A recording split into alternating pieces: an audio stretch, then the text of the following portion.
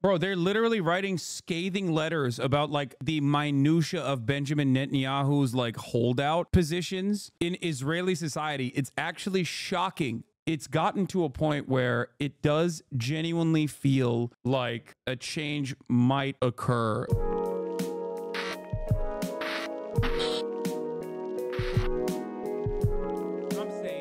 And also, obviously, I'm going to be covering the Israeli hostage situation because 6 hostages were found. 6 of the hostage bodies were found and they're dead. And it's a tricky situation because I haven't even looked into it that much, but I suspect that people are going to say like Israel is obviously on fire over it, but there's massive protests happening in Tel Aviv where they're like, dude, what the are you doing? Get this ceasefire done, you piece of shit. Tens of thousands of Israelis demonstrated tonight in Tel Aviv protesting the Netanyahu government steps that delay the Gaza hostage deal. So yeah, one of the hostages has video blaming Bibi and the Israeli occupying force. Yeah, like shit is completely out of control. Israeli workers will go on a major strike tomorrow. We're going to be talking about that. It's like if the politicians don't do the job, the people will. You know what I mean? One of the hostages that was found was the son of that hostage family that talked to the DNC. Yeah, I know. Yeah. It's crazy that, like, obviously Israelis, like Israeli society, by and large, is blaming Benjamin Netanyahu, it seems, or at least, like, the people that are protesting are blaming Benjamin Netanyahu for refusing to come to terms. Okay? And Bibi is, like, spiraling out of control. He might do some crazy shit as a last-ditch effort. So it's definitely a situation that we're going to be keeping a close eye on. We'll start off with that today. We'll talk about the Kamala Harris response that is suspected. You have to remember something, okay?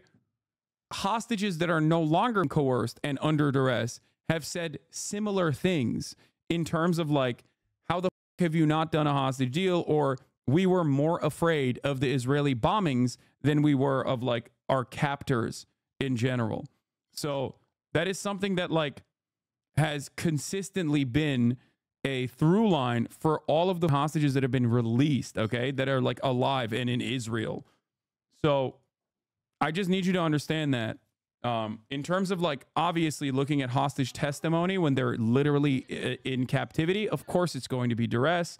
Of course there is going to be a level of coercion going on, but you need to understand like if this cut entirely against like what hostages that have been freed are saying, that would be a different circumstance. But hostages that have been freed have said the exact same shit, and they have no reason to defend the people who held them captive at goddamn gunpoint. Okay? Like, and also the families of the hostages have been treated as straight up in Israel, have been treated as an afterthought or a nuisance. Like people who are spoiling Benjamin Netanyahu's ultimate goal of continuing this genocide. Like, and people who themselves in Israel who want to continue the genocide, you know, because there are plenty of people who do want to continue the genocide, are still like, dog, do the deal first. What the f is wrong with you? Okay? Yeah. So obviously we'll be talking about this quite a bit in the upcoming days, considering that it's seemingly coming to like a final, like the final moment. Like, I don't know. It feels as though this is a great escalation of tensions in general. Every time there's like new information about any of the hostages that have been killed, obviously it's like the final straw, it seems, but we'll see. You know, they call them terrorists in Nukba unironically. Like, what the f is going on? Do you think the Israeli opposition was contacted by the U.S. to spark this end? No, dude. First of all, Israeli and the U.S. is like this, okay? America would not f up the bag for Israel because they could have a much easier chance of like making sure that the situation is resolved in an amicable fashion by pushing for a ceasefire. You know what I mean? Like they already have that and they're not even using that. America is literally aligned with Benjamin Netanyahu. America's own guy in the cabinet quit. America's own guy in the cabinet literally quit. They tried to like push and pull in some ways, and they genuinely failed to do so by like by having their guy Benny Gantz leave the cabinet unceremoniously. So they're doing all the worst shit, letting Israel do whatever the fuck it wants, letting the Israeli war cabinet and the Israeli government do whatever the fuck it wants is perhaps the worst possible thing you can do. Okay, so that's the situation. U.S. officials once again give cover to Netanyahu. Meanwhile, in Israel, everyone is blaming Netanyahu. I know. Once again, the United States of America's response to the situation is in clear contrast of the Israeli public's response to the situation. If you recall, I said this early October. Remember, we post the posters of the kidnapped, the hostages, for a very different propaganda purpose here in the United States of America as opposed to in Israel. It is the Likudniks that were taking down the hostage posters in Israel because the hostage families were like, our people are there, our family members are there, our cherished loved ones are in Gaza. Stop bombing, get a ceasefire, which the Israeli government was obviously, for the past 11 months, allergic to, right? In America, however, the hostage posters were used as an offensive propaganda to be like, yeah, no, this is why Israel has to keep bombing Gaza, ironically killing the family members. So, of course, that attitude has still remained. That attitude has still remained in Israel in terms of like hostage families and the way that they have been treated by the government, the way that they have made their demands known to the government versus Western media completely outflanking and dick riding the most ridiculous Likudnik party line here in the Western world. It is crazy. This does not mean that those hostage family protesters are actually super woke and anti-Zionist by any measure. I'm not saying that at all. Many of them probably still want the continuation of death and destruction in Gaza, but they also understand that those bombs are falling on their family members. They also understand that Benjamin Netanyahu's reluctance to come to an agreement with a ceasefire proposal and a hostage negotiation is probably killing their family members.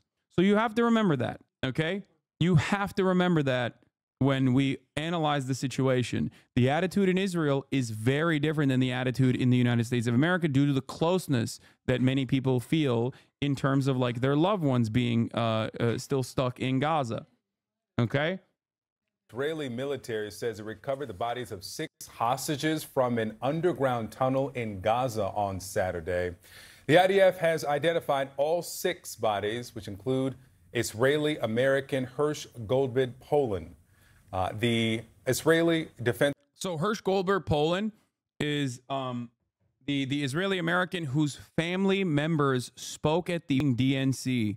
Okay, his family members, his mom and dad, are the people that spoke at the DNC, if you remember. So this obviously is more personal for a lot of other people. Defense minister said the hostages were killed just before troops could reach them. According to the initial assessment at our disposal, they were brutally murdered by Hamas terrorists a short while before we reached them.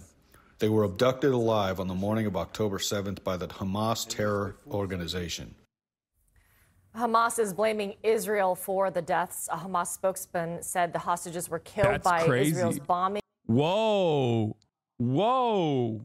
It's not crazy that Hamas is saying like the bombs obviously killed them. What the f are you guys talking about? But it's crazy that they're showing the Hamas statement in Western media. That is wild. Whoa, this is new. Chat, this is, in the past 11 months of ongoing genocide, this is one of the first times where I have heard Western mainstream media openly state this is Hamas's position and it is at odds with Israel. That is crazy. I got goosebumps, dude. That is crazy. I've never actually seen any kind of autonomy or sovereignty or any kind of like individual attitude from the side of terrorist barbarians, which is the way that they are depicted usually. That is a wild change of pace. By the Hamas terror organization.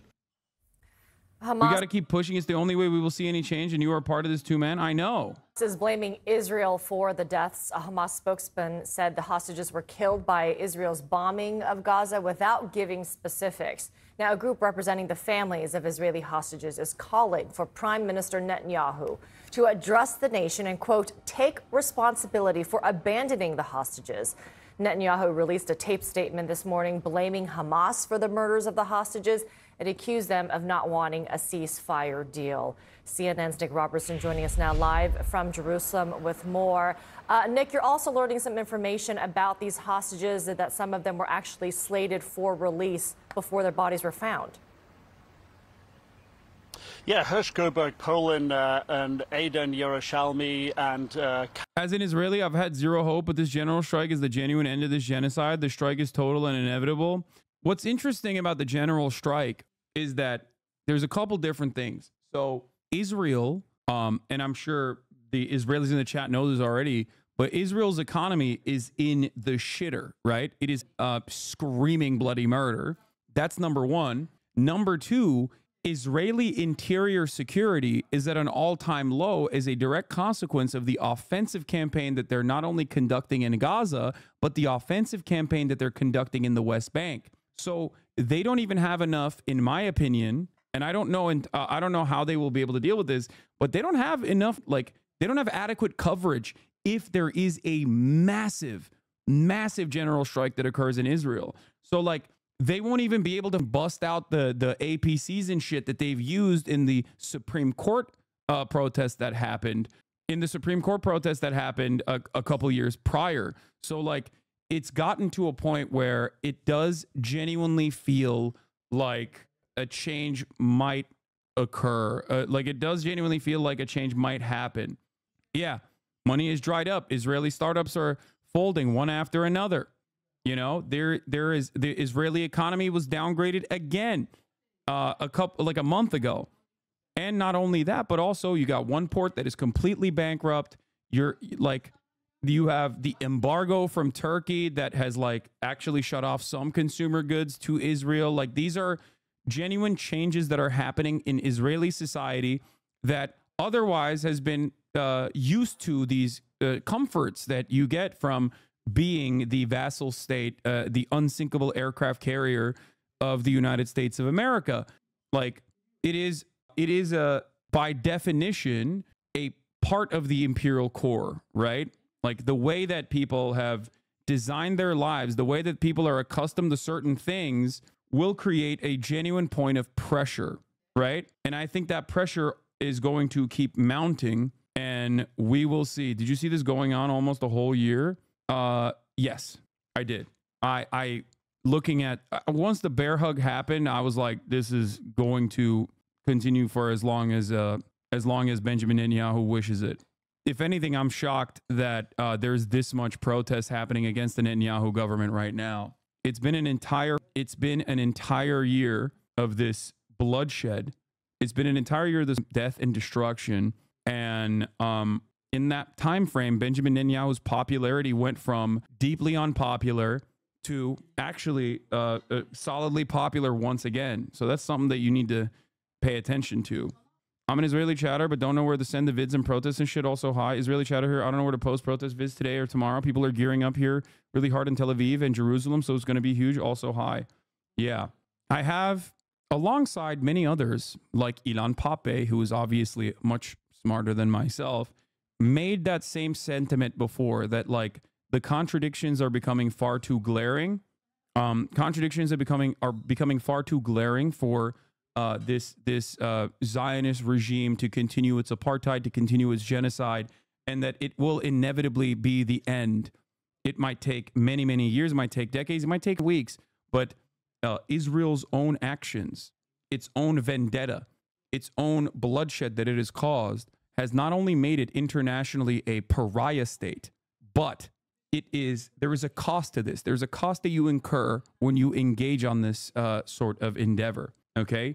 And the smaller you are as a nation, the more reliant you are to outside help as a nation, the shorter time frame you have to continue waging war like this, okay? That's why I've said, like, something legitimately shifted in both the societal attitudes in Israel after October 7, but I think it basically kickstarted the inevitable downfall of Zionism and more importantly, of course, the apartheid that Israel will now try to redirect back to try and defend itself. It was already a pariah state before the genocide. The difference is that Americans are starting to see that way too. No, that's a huge difference though. Like the Western world as a whole recognizing Israel for what it is entirely different. Because when Western populations start recognizing Israel as a pariah state, because the globe had already seen what Israel was doing, because they had experienced what Israel is doing in different ways throughout their own historical development.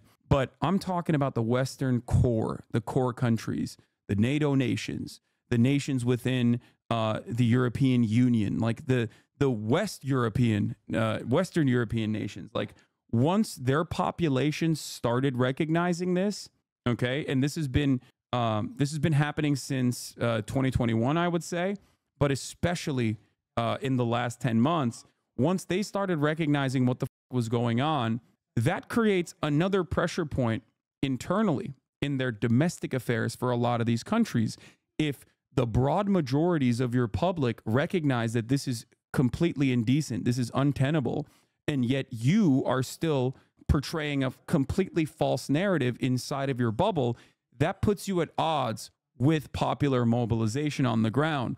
And that is a genuine issue, because this isn't Saudi Arabia, this isn't Jordan, right? You can't apply that level of restriction upon your population. And you notice that even in the Abraham Accords nations, what their response has been post October 7 is still very managed. Why is it very managed, despite the fact that they still want weapons contracts from America and they still want to do trade with Israel?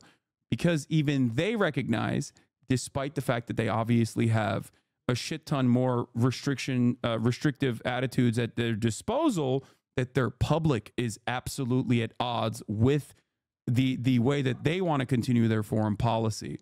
You know, this may sound dumb, but I realized Israel was f***ed up when I saw World War Z for the first time. That seems insane. You know, this counts as a big deal if the U.S. media is covering it and sharing Hamas statements, as you said. That's the barometer for big deal if it catches U.S. media cycle. Exactly. For all of the talk that always occurs around nothing ever happens, things are always happening. It's just that nothing ever happens is a very Western chauvinist attitude, right? This is something that I have talked about quite a bit. There's this meme, for those of you who don't know, online, of nothing ever happens, okay? The end of history. I think it was Francis Fukuyama who originally said, like, it's over, it's done. Post-Cold War, end of history. History will never, the trajectory of our lives is never going to dramatically change. Now, of course, obviously, things are happening all the fucking time. It's just that in the West, nothing ever happens means nothing happens to me, okay? Nothing ever happens to me. Things are not disrupted in my life, right? That's what that means. That's what the nothing ever happens crowd is actually saying. And this, or at least this, CNN, referring to Hamas statements being at odds with the Israeli government, is a change in trajectory. It's a change in the way that American media is covering this issue. That's something happening. That's something happening that even the nothing ever happens crowd recognizes. Okay? So this is a big deal. Okay? This is a big deal. Zionism will be hard to overcome in Germany. We're not talking about Germany. Germany is in an entirely different world of its own. I don't even want to get into Germany. I'm disgusted with everything that I've seen. I saw an anti-Semitism report from Germany on TikTok, where the TikToker went through like each individual incidents that were considered anti-Semitic, and it was so disgusting, dude. It was so disgusting. There's like people attacking a synagogue, which is a real anti-Semitic crime, right?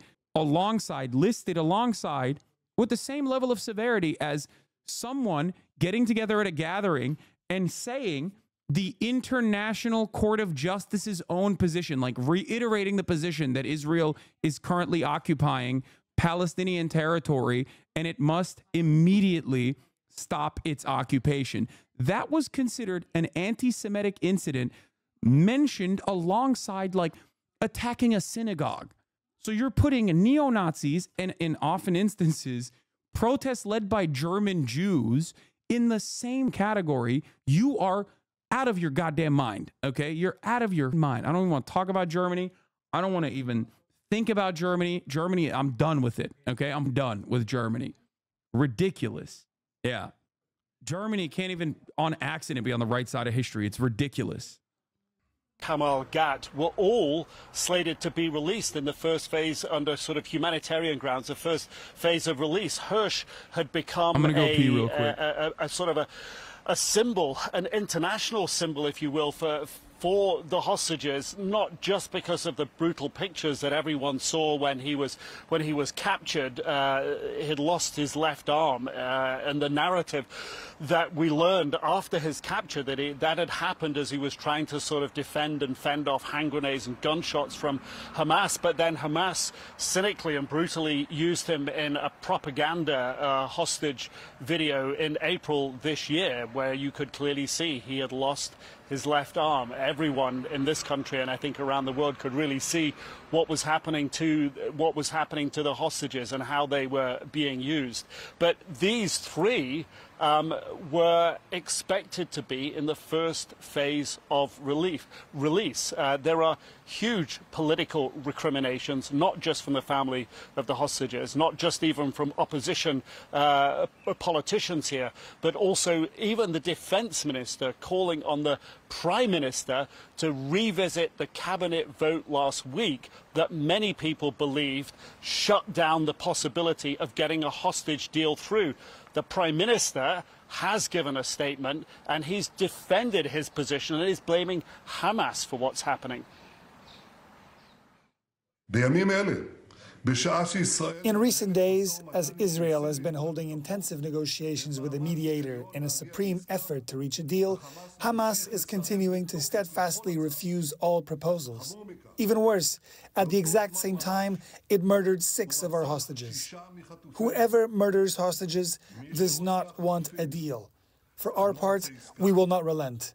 The government of Israel is committed, and I am personally committed, to continue striving towards a deal that will return all of our hostages and ensure our security and our existence. He's not wrong.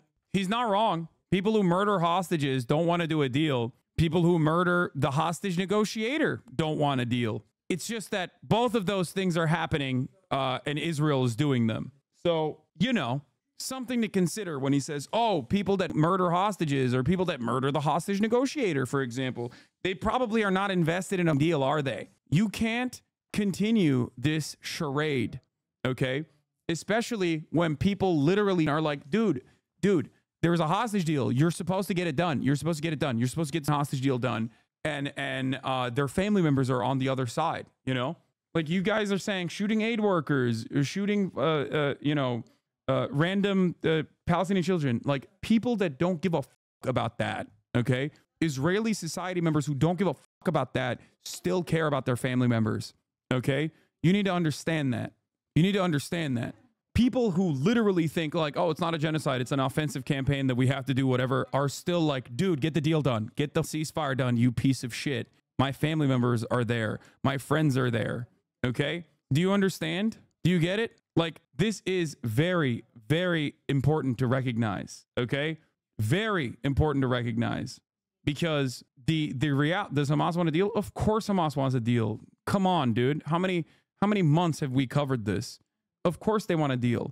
And the deal has been basically on the table for 10 months. Here, listen to Israeli hostage negotiators. We later found out that Hamas had offered on October 9 or 10 the release of all civilian hostages in exchange for the IDF not entering the Strip, but the government rejected the offer. Okay? The Israeli government spokesman says war will continue even if all hostages are released. This war has to end with the end of Hamas, Eylon Levy told the BBC. Okay? Do you understand? Yeah, there's also internal documents that came out from Drop Site News, which we will cover in a second. We'll get to that. Hamas had already accepted the U.S. deal, by the way. Hamas says it accepts Biden's ceasefire deal without new Israeli conditions. That was a couple days ago. Hamas, there is a deal on the table. America presented it months ago. The United Nations voted for the deal, okay? Everyone wants that deal. The problem is Israel does not want the deal. And it's not even Israeli society. The only people that don't recognize what is going on are people who unfortunately live in the United States of America and are deluded by our media and Anthony Blinken and the administration regularly lying. Okay? That's why for months I've been saying over and over again, there's a deal on the table. Israel is the only one that's spoiling this deal, all the way up until like Israel literally killed the principal negotiator, which even then people looked at and thought, oh, well, he's a Hamas guy, so who gives a shit? You are not above propaganda, okay? You are still incredibly susceptible to propaganda. It is understandably not something that you pay attention to. You don't have this expectation that mainstream media is going to have a set of biased narratives that they go with that completely go against the reality on the ground, okay?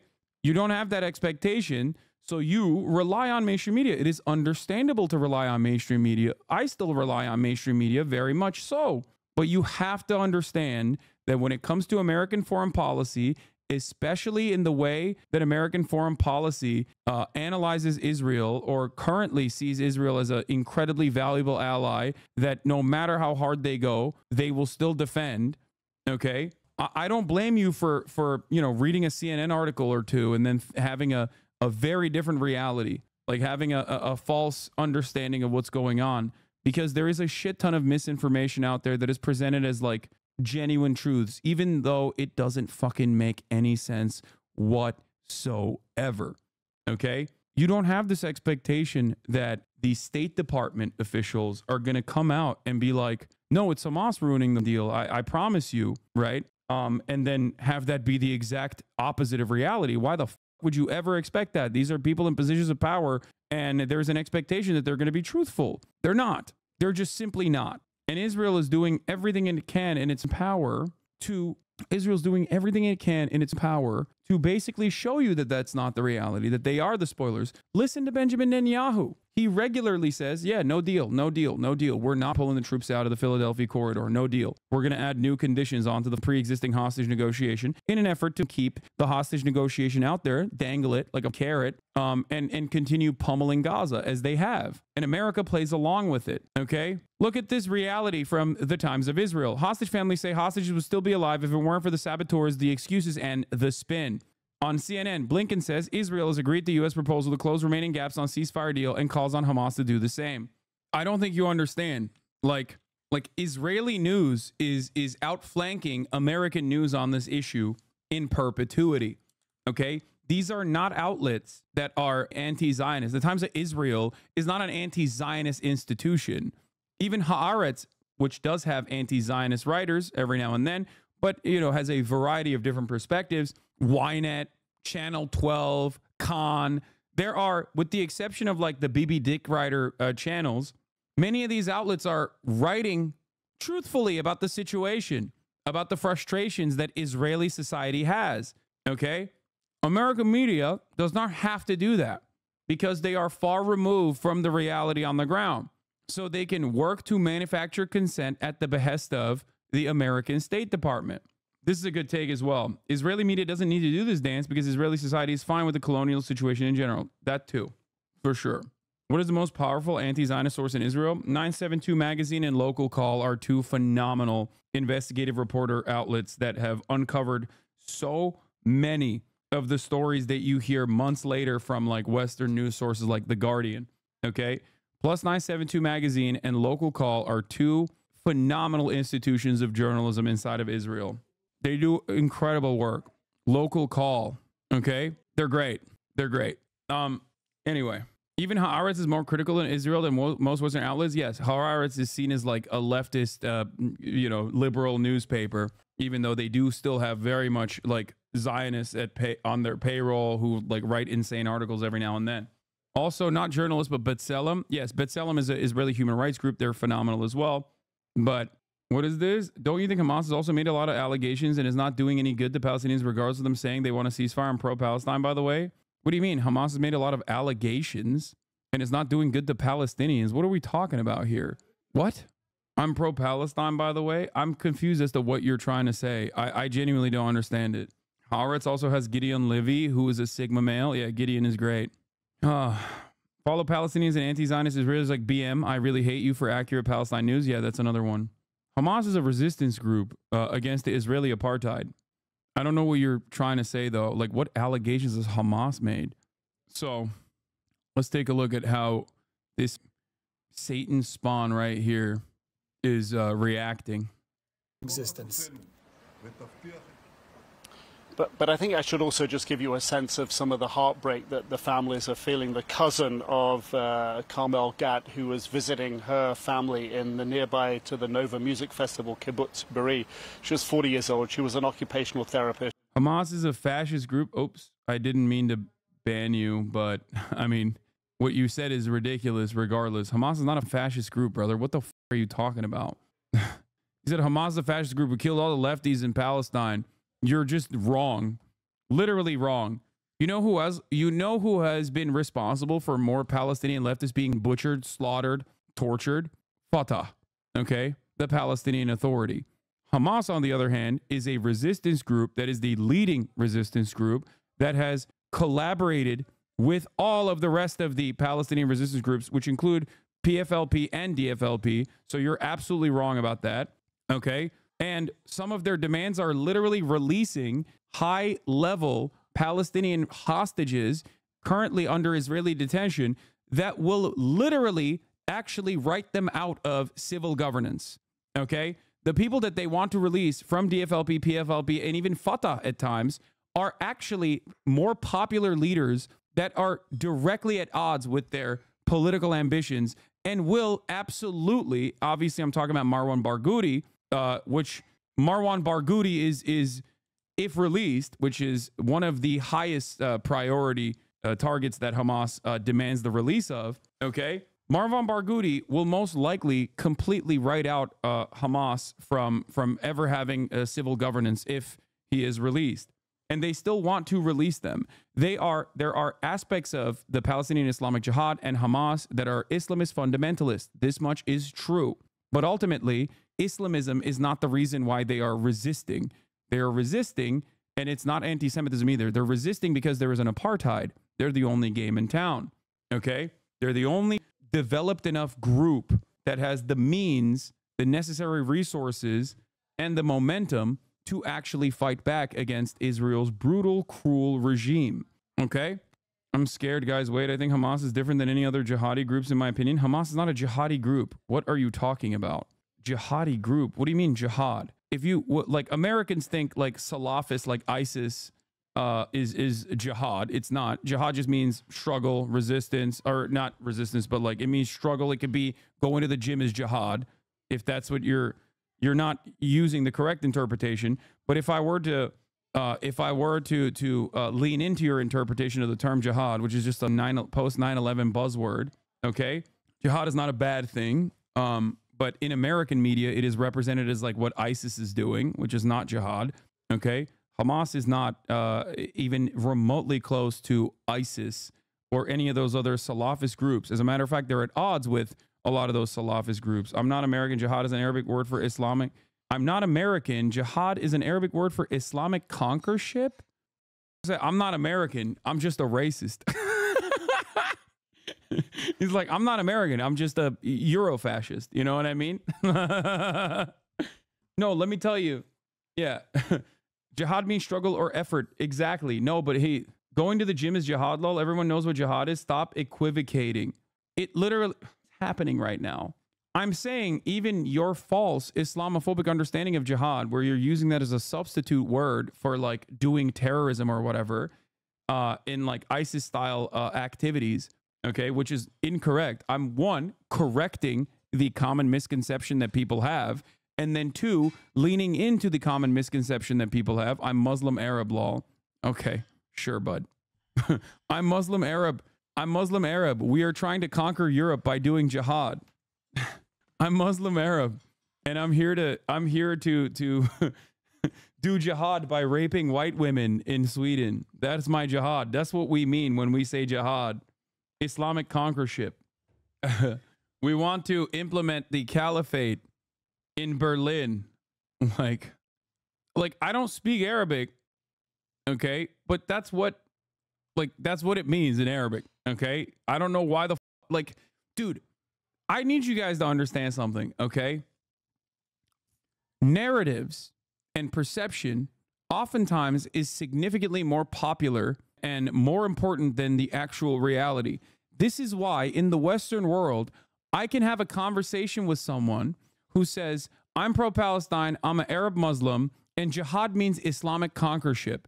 And there are a shit ton of people who literally believe that when it's simply not the truth, okay? And it's crazy to me. It is crazy to me that, like, I can't even address a common misconception that people have without people being like, no, you're wrong, actually. It just means, like, blowing up places, okay? The word in and of itself means something entirely different than the way it's presented in the Western world. But even if you were to operate on that understanding, what Hamas is doing is not that, okay? But it's crazy to me overall that like people will unironically run with this narrative. Yeah, I mean, the Wikipedia itself, you could just like Google it, is an Arabic word which literally means exerting, striving, or struggling, especially with a praiseworthy aim. In an Islamic context, it can refer to almost any effort to make personal or social life conform with God's guidance, such as internal struggle against evil in oneself, efforts to build a good Muslim community, ummah, and struggle to defend Islam. In non-Muslim societies, the term is often associated with offensive warfare and violence.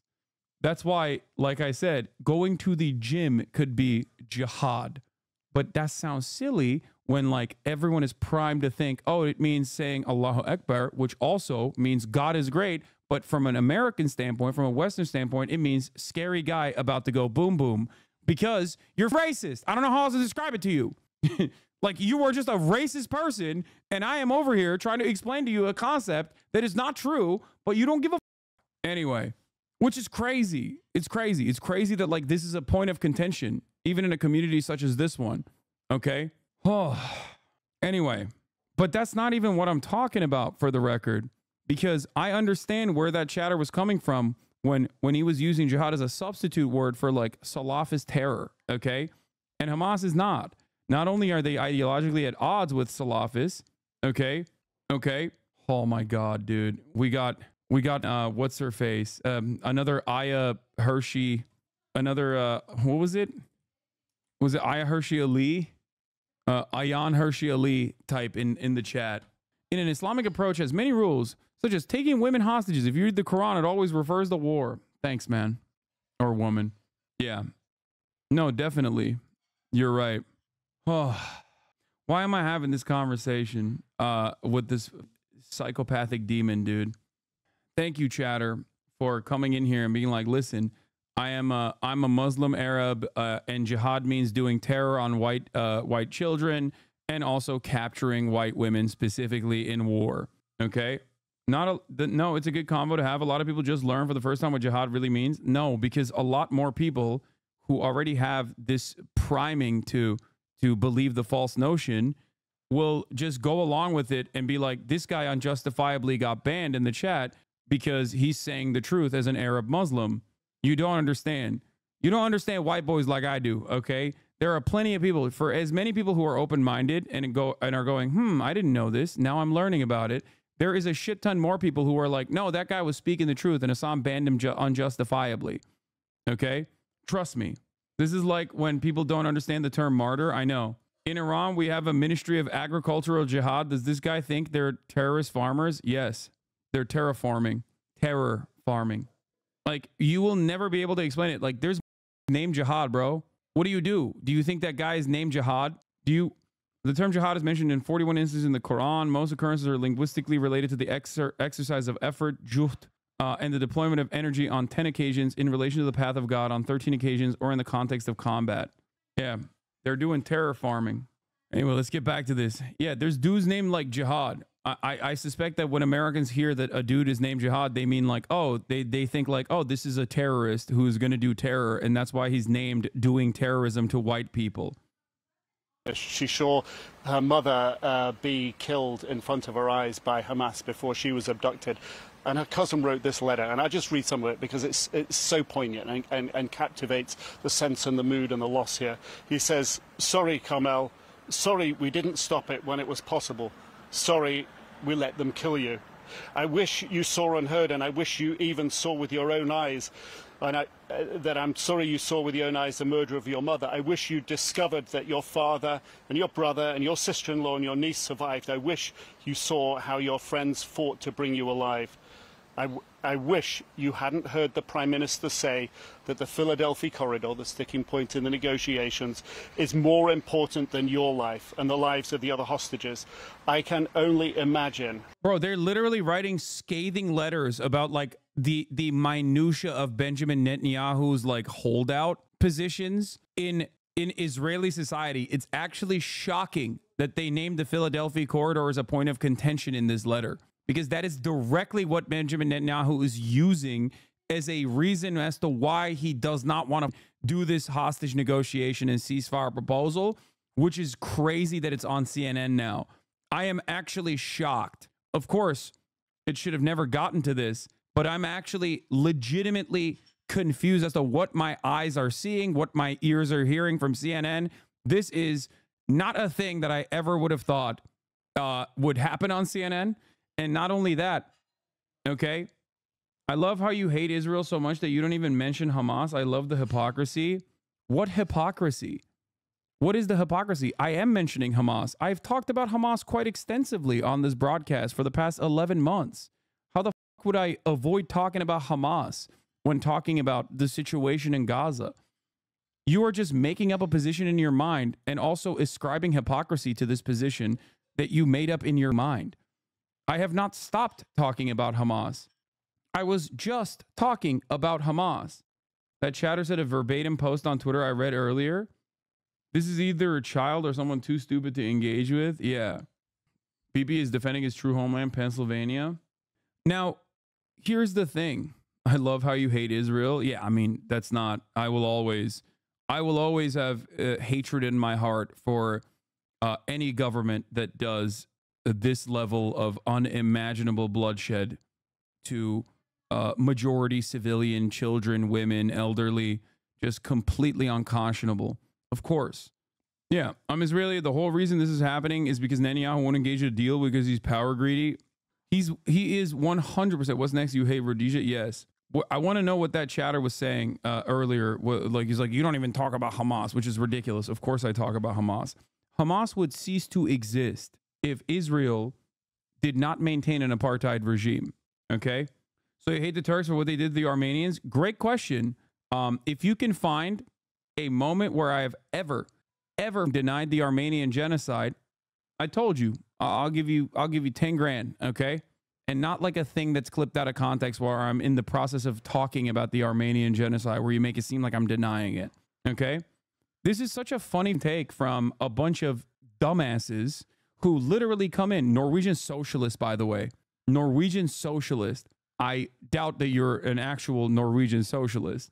One of the countries that's like actually pretty critical. Your own investment fund is currently in the process of divesting from Israel, and you're over here being like, so you hate the Turks for what they did to the Armenians? What a silly take. You are a racist piece of shit. I know that's good. Oh, suck my dick. Oh, you know that's good? That's like Trump being like, oh, I'm glad that I called into question Barack Obama's birth certificate, so now we all know that he actually was born in America. You bitch. We know exactly what you're doing. You see a Turkish man, you think, oh, he must deny the Armenian genocide, and you racistly use that shit. You think I don't hear this every day of the week? Hypocrisy baiting assholes who immediately ascribe these ridiculous positions because, oh, he's Turkish. As an Israeli, most Israelis are against keeping the Philadelphia corridor. We all know he's using it to stay in power. If there would be a ceasefire, there would be elections. He will no longer be the PM.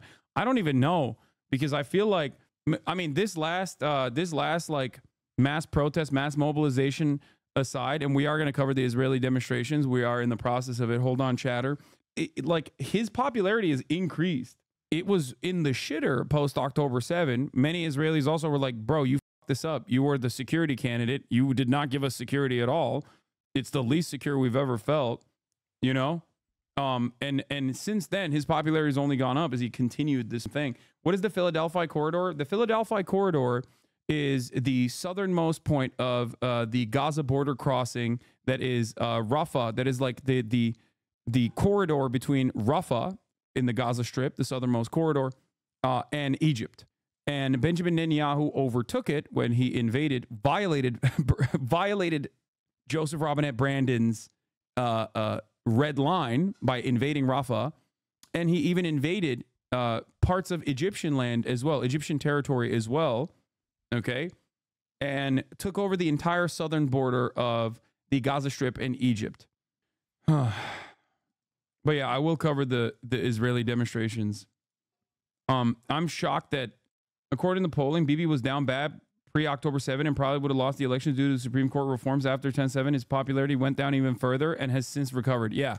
So the reason why the Netzarim corridor and the Philadelphia corridor is a point of contention is because Benjamin Netanyahu is like, we're going to do a ceasefire, okay, a three-phase ceasefire negotiation that the United States of America presented as the Israeli proposal months ago at this point, that the United Nations voted on, that Hamas has agreed to, okay, multiple times at this point, that is identical to the Hamas proposal that was presented all the way back in February, mind you, okay? Benjamin Netanyahu's added additional conditions to that, which is a permanent occupation of the Philadelphia corridor and the Netzarim corridor, which cuts across Gaza and also controls the southern point as well, okay?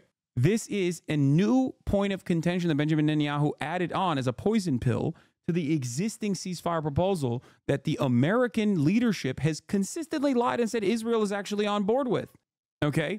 In Israel, obviously, Israelis are aware that Benjamin Netanyahu's added this extra position in an effort to poison the actual ceasefire deal. Because, of course, you cannot have a ceasefire and permanent cessation of hostilities without actually removing troops, okay? So the people who are closest to the matter are obviously more privy to the information and more aware of what the fuck is actually going on, as opposed to people in the Western world that are deluded by mainstream media into thinking that the situation is very different and it's actually Hamas that's playing the role of the spoiler here. Okay? Here. Israel's plans to stay in Gaza. Following are some revealing quotes from a column by Netanyahu's mouthpiece, Amit Segal. The prime minister is not telling the truth. The truth is this: as far as Netanyahu is concerned, Israel plans to stay in Gaza for the next generation. We are now returning to another old experiment conducted between 1967 and 2005, military bases between Gaza and Rafah. This is exactly the presence Netanyahu means when he talks about Israeli military control and civilian control of other parties. That's why a two-lane freeway is currently being paved on the Philadelphia axis. And that's why entire divisions are located where Rafia Yam, Netzarim, Eli Sinai, Nisanit, and Dugat, Israeli dismantled Gaza settlements, once were. This does not mean that there will be no deal. It can be carried out as a pause, a temporary withdrawal, but the negotiations only emphasize how much Israel opposes a total withdrawal from the Strip. Okay? There remains the question of ruling over 2 million Palestinians. Another possibility is that there will be less than 2 million. A crossing to Rafah will open and allow emigration from Gaza by sea or by air. Several sources indicate a great desire to leave. Rest assured, Gush Katif will not return. It is more likely that a more sympathetic American administration would perhaps tacitly agree to the establishment of Nahal outposts on the northern perimeter near Ashkelon.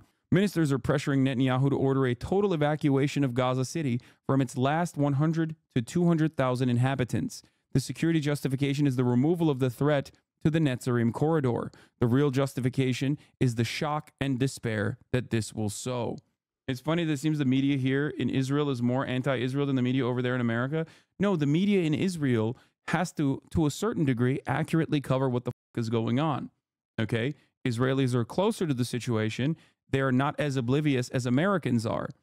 This does not mean that these outlets are anti-Zionist by any means. There's two different reasons. One, because the Israeli society's attitude towards the IDF and towards, like, you know, death and destruction in Gaza is, I hate to, you know, there are Israeli chatters in here, I'm sure they will agree with me, a little bit different than the Western world's attitudes. They're closer to the problem. They're closer to feeling some type of way. Okay. And for that reason, they are already primed with total death and destruction. Not the entirety of society, but plenty, like broad majorities of the Jewish citizens of Israel, especially, okay, which comprise obviously the overwhelming 2/3 majority of Israeli society, are fully primed and invested, dare I say, in the death and destruction of Palestinians, or at the very least can turn a blind eye to that death and destruction.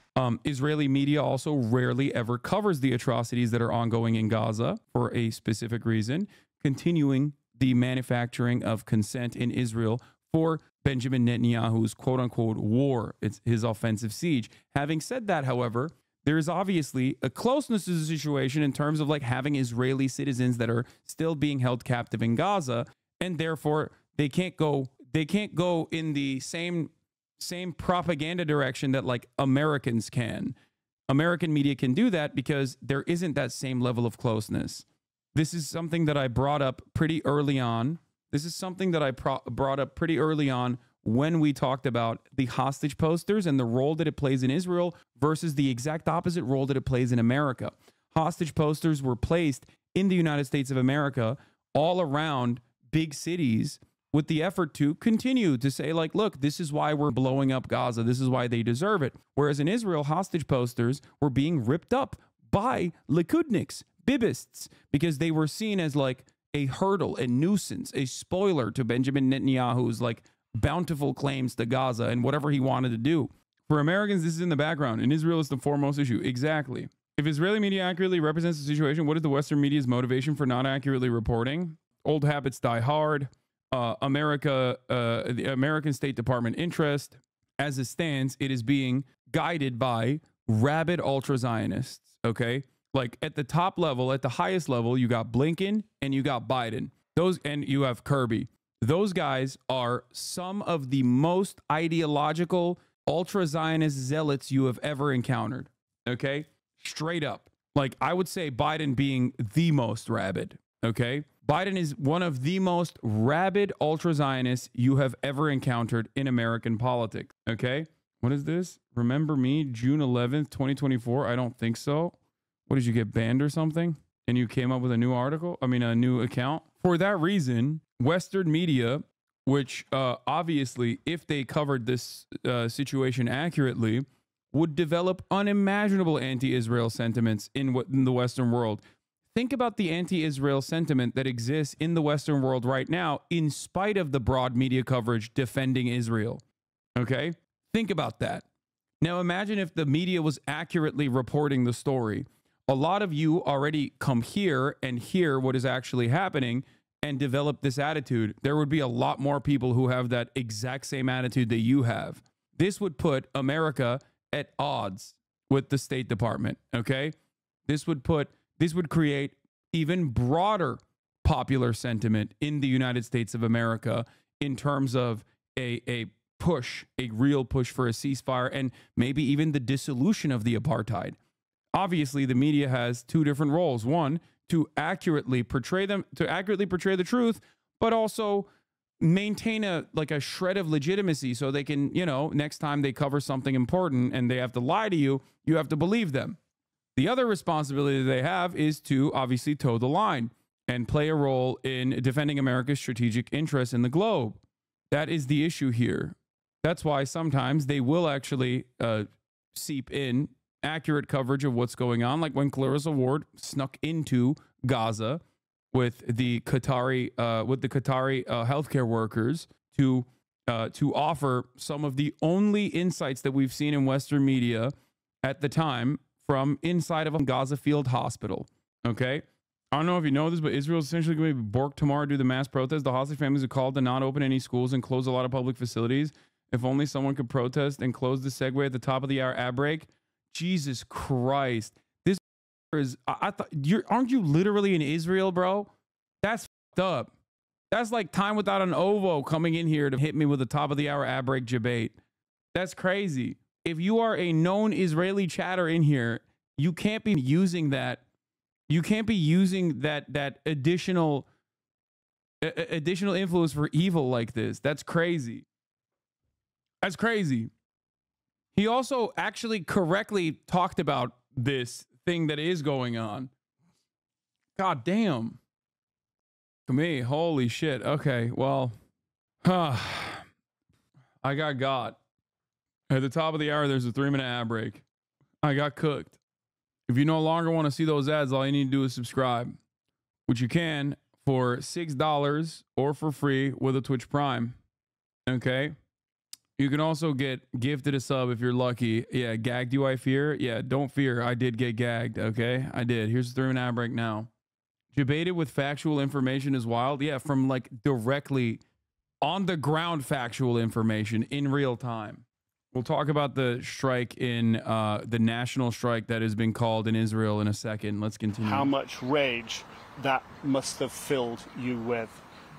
These are such poignant words, and of course these are words that we're going to hear from so many family members who are absolutely devastated with the loss, and the sense that not just the first 3, but all of these 6 could have been released through negotiations, through a ceasefire deal. So heart-wrenching to hear, Nick Robertson. Thank you very much. The families of the killed hostages are speaking out this morning after hearing the news of their loved ones. The family of Hirsch Goldberg Poland said in a statement, with broken hearts, the Goldberg Poland family is devastated to announce the death of their beloved son and brother Hirsch. The family thanks you all for your love and support and asks for privacy at this time. Elliot Godkin joins us now. Elliot, most of us remember seeing his parents there at the DNC just a couple of weeks ago. Yeah, it is the Goldberg family is the family that spoke at the DNC. Telling him, if you are watching. They're American Israelis, okay? And their son is also an American citizen as well as an Israeli citizen. If you are listening, survive. And now this news. What else can you tell us about these hostages? Victor. How could the American government be so stupid? How could the Kamala campaign be so unimaginably stupid, dude? Like, you think this shit wasn't gonna happen? Are you delusional? Are you dumb? Like, are you that dumb, really? I'm an idiot. I've said it for months at this point. It's like leaving this up as an untied, unresolved situation, and that unresolved situation is literally genocide. But even if you don't give a fuck about brown people being killed, like, you think that there aren't going to be more humanitarian aid workers that get killed, for example. White ones, too, as a matter of fact. Like, it's gonna happen. It is inevitable. You think this shit is not going to move the needle again just because it's Brat Summer for like 3 weeks? You think that it was gonna be Brat Summer and then Brat Autumn? You think vibes would be able to, and joy would be able to carry the Democratic Party across the finish line without this becoming a major issue again? I don't understand it. Yeah, new ABC poll came out today. Who would handle Israel-Hamas better? 33% say Harris, 40% say Trump. What did I tell you? The more Harris comes out and ties herself to Biden, the more the American population will broadly associate her with the unpopular policies of Brandon and will literally will keep falsely thinking that Donald Trump is going to be better on this issue. And it's not an issue that you want to be the top priority, okay? You're already getting destroyed on immigration. This is why those poll results are slanted in the opposite direction, okay? She had an opportunity and momentum to cut against the Biden campaign on this front. It's not that long ago where a similar situation took place within the Democratic Party with LBJ. It is so frustrating. It is so frustrating. I've been screaming from the goddamn rooftops about this for months at this point. Even before Biden dropped out, and certainly after Biden dropped out. Why do you think she's doing it? Because she's a blank slate and also a fearful politician. She is leading by fear. Okay, she's running a fearful campaign. She's running scared, just like Democrats usually do.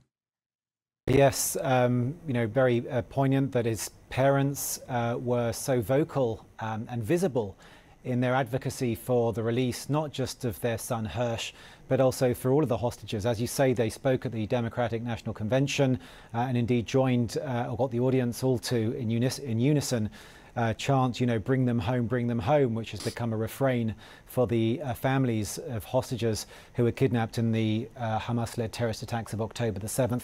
The parents had met with President Joe Biden as well. And of course, if anyone can remember those searing images from October the 7th, one of the ones that sticks in the mind most was that of Hirsch with half of his left arm blown off, being herded onto the back of a truck and being taken into Gaza. Now, we have a first-hand account from one of his friends from that day saying that they had taken refuge in a small bomb shelter as they were trying to flee from the onslaught, and that as the militants were throwing hand grenades into this bomb shelter, that Hirsch was throwing them out. And it was in the course of throwing those grenades out of the bomb shelter to protect himself and, of course, the others who were in there, that he suffered that injury. And that stump was visible again when he was used in that propaganda video back in April that Nick was just referring. So Israel bombed the hostages dead? We don't know. I don't know.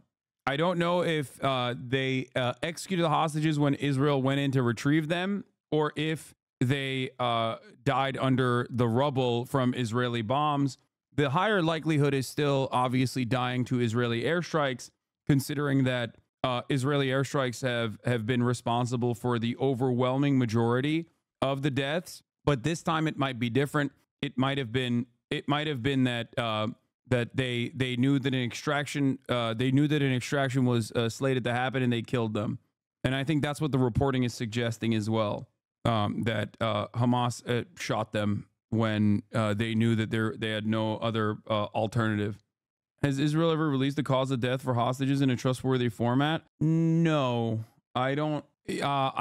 I not necessarily, because they do still have a responsibility to portray the truth. Like, there is obviously a level of propaganda that they want to do, but usually these are Israeli civilians or Israeli soldiers, and their family members will demand to know what the truth is. So they don't broadly publicize it. They don't broadly publicize exactly how some of the hostages die, but family members will literally come out and be like, they died under rocket fire. Now, I don't know. Like I said, I don't know if this is one of those instances. Daniel Hagari said they died a short time before they got there, if I recall correctly. Major respect for holding off on complete confirmation, solidifying my trust in you yet again. Yeah, despite what the naysayers in my vicinity say, yeah, it's not, except for the 3 of those that they accidentally shot. Well, they didn't accidentally shoot them. They shot them point blank. They did shoot, the Israeli soldiers did shoot 3 hostages point blank that were escaping. But this article came out immediately after the announcement. Must make it 100 times more devastating. It was right there. No, but come on, do you want them to release the autopsy? I don't know. I don't know if they actually give the, I suspect that they probably tell the family the truth in terms of how they were actually died. Whether the Israeli government was responsible with the airstrikes and whatnot.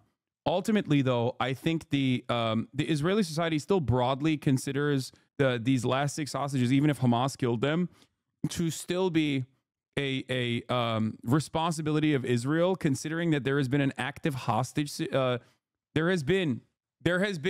You clearly don't know what point blank means. No, they did. The Israeli soldiers did point blank shoot the hostages. What are you talking about? 3 of them.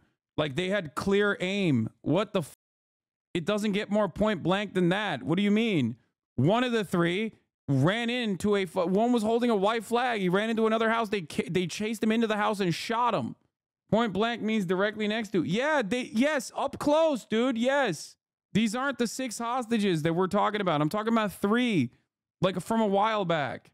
3 hostages managed to escape. 3 hostages managed to escape. They were calling for help in Hebrew. One of them had a white flag. Anyway, then why did the IDF shoot them? What do you mean, brother? First of all, this question is ridiculous because it's something that happened. Okay? That's number one.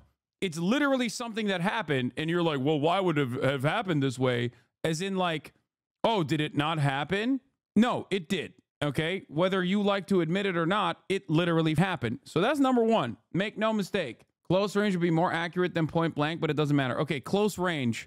Not directly put a gun to his head and popped him. I'm just asking to know, brother, relax. I'm Palestinian myself. Okay, why? If you're Palestinian, you know the answer better than anybody else. Because they thought they were Palestinian civilians. That's why they killed them.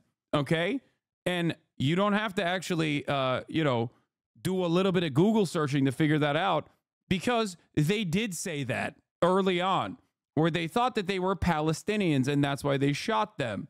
Have your audience is Palestinian or Arab. Yeah, here. Alon Shamriz, Yotam Chaim, and Samer Talalka. A deceased military dog's GoPro camera was discovered to have recorded their voices several days earlier. The dog was involved in a military exchange between Israel and Hamas. According to IDF official, the 3 male hostages emerged shirtless out of a building towards IDF soldiers tens of meters away, one carrying a white flag. An Israeli sniper then opened fire on them, killing Shamrez and Talaka and wounding Haim. After being shot, Haim ran into a nearby building and shouted for help. The battalion commander then ordered the troops to hold their fire while Haim was being persuaded to exit the building. But when he did so, 15 minutes later, a soldier acting against the battalion commander's orders shot and killed him. They changed this narrative 8 times. This was the final narrative that they actually arrived at. As far as I remember, it was a lot closer than a sniper tens of meters away. Israeli troops were primed for an ambush, not the possibility of hostages walking around behind enemy lines in Gaza City. Yeah, preliminary IDF report. Hostages killed by soldiers waved white flag. One yelled for help in Hebrew. What the f is this thumbnail, dude? Yeah, they shot them because they thought they were Palestinian. Okay? Palestinian civilians, because they shoot Palestinian civilians all the time. Okay? I can't believe that this is a question that we have this far into the ongoing genocide, that people still are like, I don't really understand it. Why are the genocidaires doing things that kind of seem like it's a genocide, as in a kill zone? Anyway, where the f were we? We're gonna talk about all this shit in a second. There's like leaks from the cabinet too. As well. Beyond Hersh Goldberg Polin, of course, who was a US and Israeli citizen. All those redheaded Palestinians are running around. Yes, brother, there are redheaded Palestinians. This is not like Palestinians don't look the way that you think they do. They also look almost identical to Israelis. There's a shit ton of Arab Jews in Israel, and there are Palestinian Christians in Gaza. Like, yes, there are people. There is no, this is something I've talked about quite a bit from the start. Okay. If you put Palestinians and Israelis in a lineup, okay, no yarmulkes, no IDF garb, nothing, you will never be able to tell who's Palestinian and who's Israeli, okay? Like, you can't. There are dudes that are literally Arab. They're Arab, but they're Jewish. So therefore, they're Israeli citizens. It's quite similar to the dynamic between Greeks and Turks or Armenians and Turks. You can't tell from a lineup. You just can't, okay? You can't. Yeah, unless they're from Asia or the US. Okay, yes. I love you as a Palestinian, but I disagree with that statement, bro. I guess maybe true for the uninitiated non-Arabs. Brother, what are you talking about? Like, what do you...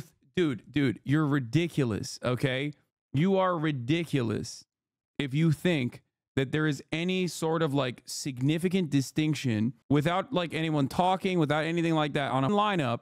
If you think that there is any sort of distinction between a Jewish person of Arab descent, okay, that came from like Yemen or came from Iraq, okay, or any number of these different places in the region that is just Jewish, but of all from this entire area, okay, if you think that there's any sort of like trait that you can associate to being Jewish, or rather, the distinction is determined via penis inspection? No, because Muslims also get circumcised. So no, you can't even, I know you're trying to make a joke, but even that joke is not correct. Remember when some freak, some ultra-Zionist rabid freak early on was talking about how we're going to circumcise the Palestinians? And I was like, bro, what are you talking about? They're Muslim. Of course they're, like, with the exception of the Christian Palestinians, like, they're circumcised. There are a lot of white Arabs and Palestinians. Exactly.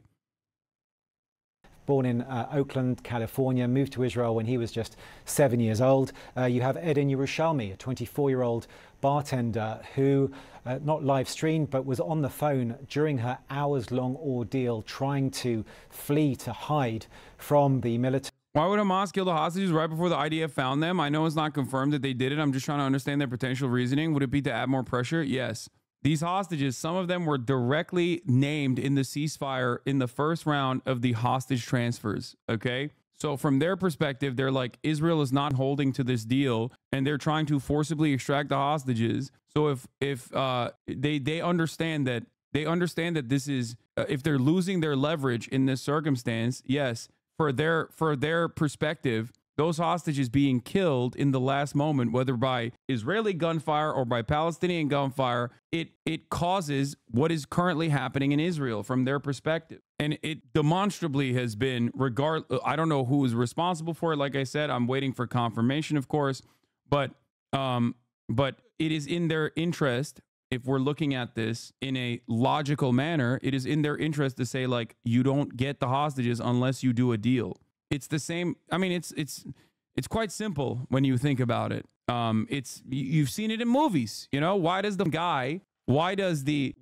hostage taker in a bank robbery kill hostages? It is to apply pressure to the hostage negotiators. Of course, in movies, usually the police don't shoot through the hostages and then blow up the entire city block and then blow up the rest of the city, as a matter of fact, with no need for like actually extracting any of the hostages. That's what Israel's doing. So it's not like, you know, it's not like the movies at all, unless you're talking about like a World War II style movie. As they rampaged through the Nova Festival, killing, raping and kidnapping as they went.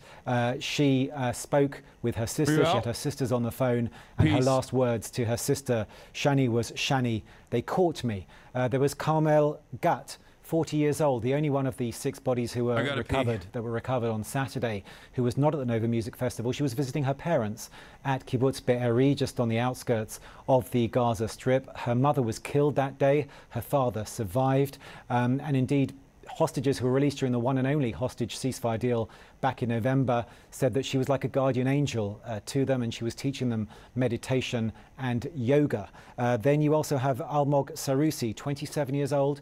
He was with his girlfriend of 5 years. She was shot and mortally wounded. He stayed with her to try and help, but then wound up being kidnapped himself and taken into the Gaza Strip. Alexander Lobanov, a 32-year-old Russian-Israeli citizen. He was a bar manager at the Nova Music Festival. He was said to have fled with, helped others to flee to the nearby Be'eri forest to seek refuge, but they were caught, and he was taken captive as well. His wife gave birth to their second child, a boy, 5 months ago, a boy that he will never meet and that will never meet its father. And then finally, there's Ori Danino, 25 years old, who is said to have driven a number of people from the Nova Music Festival to safety in his car, and then instead of staying in the safety that he had found, he turned back around and went back into where the militants were, into the gunfire to try to rescue more people, and then wound up being kidnapped himself as well. So those are the 6. Also worth noting that according to the IDF, there are still more than 100 hostages who are still being held captive in the Gaza Strip, about a third of whom are believed to be dead. Victor, Amra. Elliot Gotkin, thank you. Joining me now to discuss this is former Pentagon advisor for the Middle East, Jasmine El-Gamal. Jasmine, I first want to get your reaction to what we've been learning through Nick Robertson's reporting that 3 of the 6 hostages whose bodies have been found in these tunnels under Rafah, that they were slated to be released in this first phase of a potential deal. Now they try to make it seem okay because they took hostages anyway. Lol, how pathetic of them. What do you mean? And that IDF saying that they were brutally murdered by Hamas just a short while before they were reached by the IDF. That's right. Good morning, Amra, and thanks for having me. And I'd like to start first by just expressing my heartfelt condolences to the families of these hostages whose bodies have been recovered. It's just the latest in a series of really heartbreaking news that's come out of Gaza and Israel. Hassan, do you know who the historian Benny Morris is? Yeah, more like a hysterical Benny Morris. Yes, he is. He is.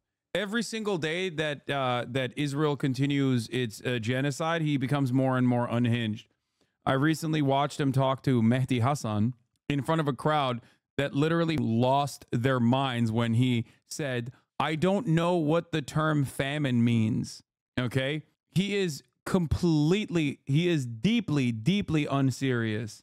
And his former work was obviously very important in uncovering certain aspects of Israeli history, but his current attitude towards his own former work and his current attitudes towards like just being a like open, unabashed, unashamed anti-Arab racist piece of shit is pretty crazy. He was so unhinged that he literally said He was so unhinged that he said that the person responsible for, I think it was like the UN Human Rights Commission, the person leading the UN Human Rights Commission was a Syrian, and therefore you can't trust an Arab, you can't trust a Syrian with that responsibility.